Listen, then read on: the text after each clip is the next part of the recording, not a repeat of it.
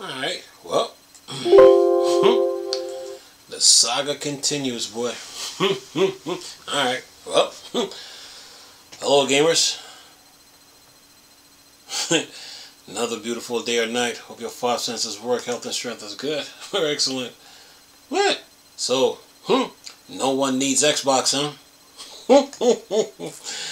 Man, the saga continues, boy. Xbox is getting a lot of hate. Alright. Listen to this. What's up, E-Technics? Phantom Blade Zero developer says no one needs Xbox.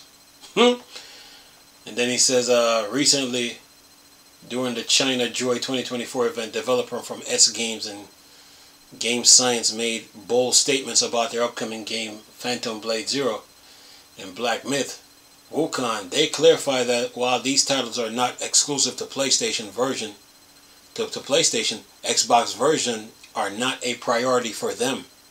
Here's another subtopic. No exclusivity, just preference. In an interview with S Games, developer stated, no one needs this platform, referring to Xbox. The developer explained that Xbox lacks popularity in Asia and Microsoft ecosystem is difficult to develop for due to its complexity. And then it says, both Phantom Blade Zero and Black Myth Wukong were showcased at the event on their PlayStation banner. However, the developer assured attendees that no exclusivity agreement with Sony are in place. They highlighted that PlayStation provides extensive support, including debugging, tools, and engineering assistance, but this does not limit their platform choices. Black Myth Wukong is set to release on August 20th, 2024 for PC and PlayStation 5, while Phantom Blade Zero is expected around 2026. And that's the end of the article. So, well, like I told you guys, you know, when it came to this whole Capcom situation, I told you that they were nitpicking when it came to Xbox. I've been told you guys this. You guys thought this was a joke. You know, Capcom was nitpicking with Xbox, you know, from day one. And then you flip it over to now, and then you saw SNK doing the same. You know, you saw SNK doing the same with releasing games on Xbox. And then you saw it with Squaresoft, now known as Square Enix. You seen it, right? Because these studios from S Games and SNK and Capcom, they're all Japanese companies, so they're in each other's backyard when it comes to like Sega, Nintendo, and Sony. They're in each other's backyard, so they have their preferences and their favoritism when it comes to platforms. And then you saw what happened with the Activision Blizzard court case. The UK and then the what was that? The FTC. You know, they were siding with Sony, so they made up this fake allegation talking about the lesson of competition. But how can you have the how can you have the lesson of competition when you got studios now coming out making these claims? No exclusivity, just preference. So the FTC and the UK, they were showing favoritism to Sony all along. That's why the courts with Judge Jacqueline Scott Corley had to scold them because the case was fake.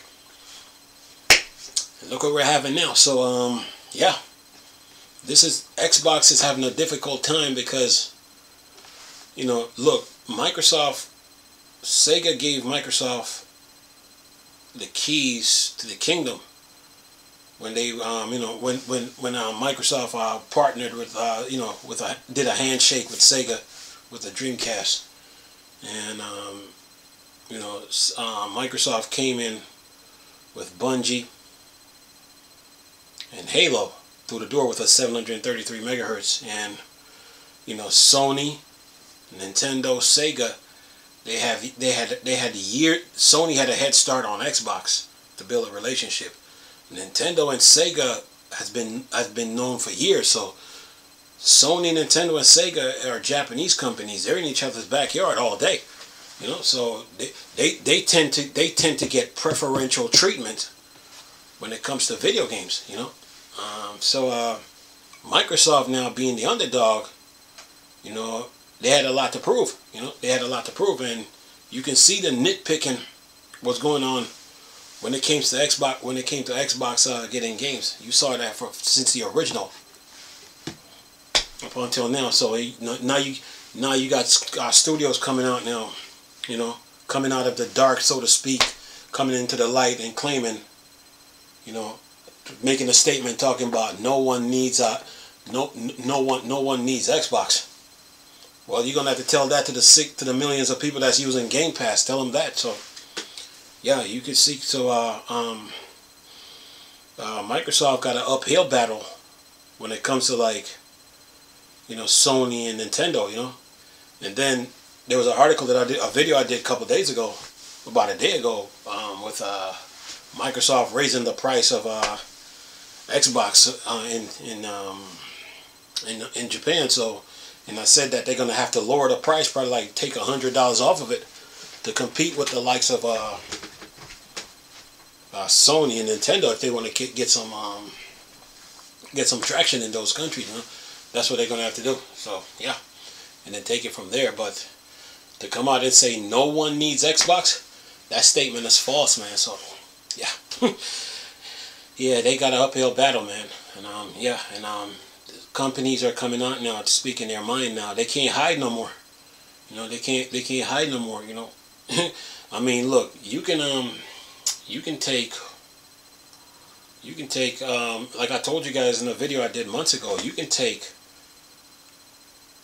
the PlayStation 1, PlayStation 2, PlayStation 3 and line it up against the original Xbox and the 360, and you can see the amount of games that Sony, the preferential treatment that Sony was getting versus Xbox when it comes to Japanese companies, man. You can see it clear as day.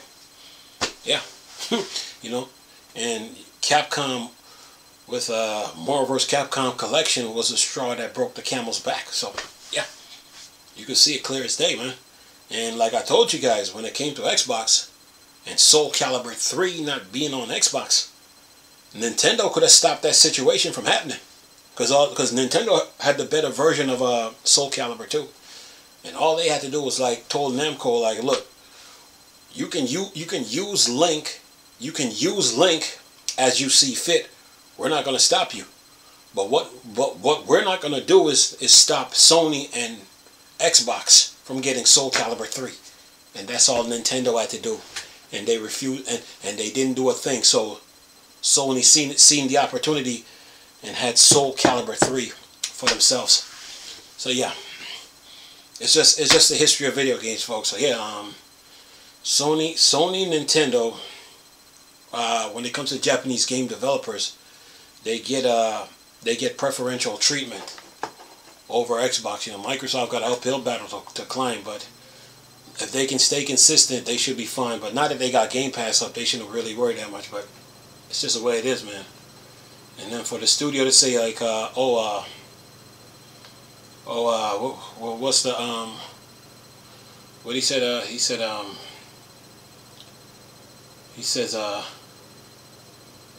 says it locks. He says Xbox lacks popularity in Asia. Okay, and Microsoft ecosystem is difficult to develop for due to its complexity. That's a false statement. That's not true. I'm sure not every developer is saying that, because I mean, look at Tecmo. Look at Tecmo with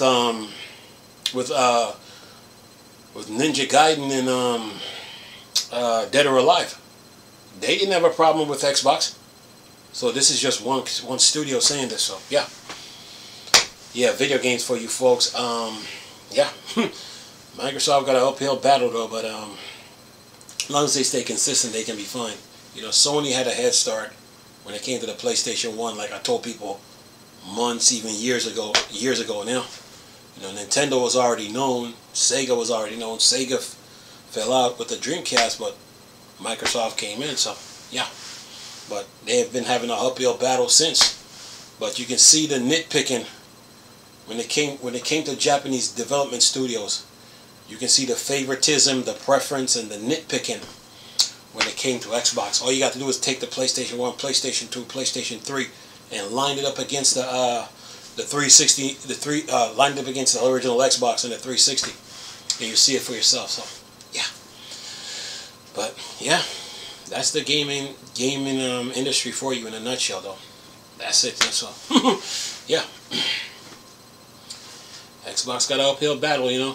I'm sure other studios are going to come out and say, yeah, you know, they prefer PlayStation over Xbox.